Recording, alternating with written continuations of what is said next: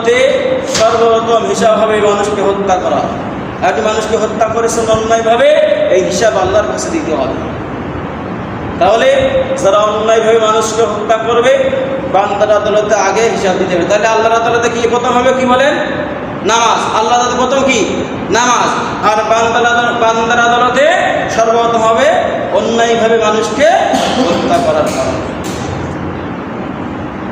অন্য এক বর্ণনায় আসছে ফাইন সালাতা ফাকাদ আফলাহা মান তাযাক্কা।